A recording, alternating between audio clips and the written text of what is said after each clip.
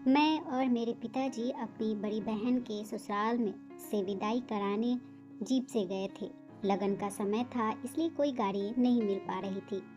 किंतु पिताजी के अपनी पावर से एक गाड़ी मिल ही गई, पर गाड़ी का ड्राइवर छुट्टी पर था। सो मुश्किल था कि बिना ड्राइवर के गाड़ी कैसे जाएगी। पर इसका भी समाधान था, क्योंकि पिताजी को गाड़ी चलानी आती थी।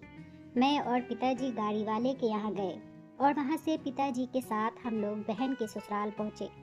रात को वहाँ पर आराम किया और सुबह विदाई कराई।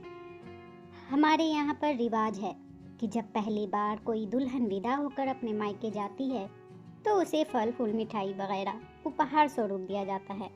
दीदी को भी उपहार में बहुत सारे उपहार मिले थे। वे सारे टोकरी की शक्ल में थे। वे सारे गाड़ी के पीछे रख दिए गए। दीदी को भी पीछे ही बैठाया गया। दीदी पीछे अकेली बैठी थी और वह घूंघट ओढ़े हुए थी।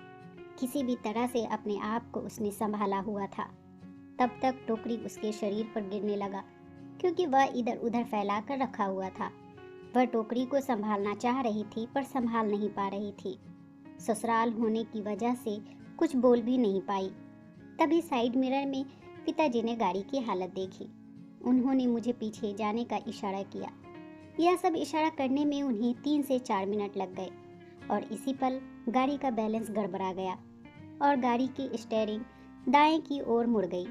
दाएं ओर मिट्टी की नई भराई हुई थी, सो गाड़ी के पहिए मिट्टी में धंसना शुरू हो गया। इसके पहले कि पिताजी स्टीयरिंग संभालते, गाड़ी कई फुट गहरी खाई में पलट गई थी। लोग जो अभी भी हम लोगों को विदा कर गाड़ी नजरों के ओझल होने का इंतजार कर रहे थे, वह लोग हमारी गाड़ी के पीछे दौड़े। गाड़ी ने 3 बार पलटी खा चुकी थी, पर हम लोग अभी भी सुरक्षित थे। लोगों ने हम लोगों को गाड़ी से निकाला, पर हम लोग बिल्कुल ठीक थे। यह ईश्वर का आशीर्वाद ही तो था कि हम लोग इस घटना में बाल बाल बच गए थे। यहाँ तक कि मेरी दीदी की चमकी हुई चूड़ी भी नहीं फूटी थी। दोस्तों, इस कहानी से हमें यह शिक्षा मिलती है कि मारने वाले से बड़ा बचाने वाला होता है। दोस्तों, आपको ये कहानी कैसी लगी हमें कमेंट में ज़रूर बताएं। प्लीज़ चैनल को लाइक और सब्सक्राइब ज़रूर कर दें। एक नई कहानी के साथ मैं आपसे फिर मिलूंगी।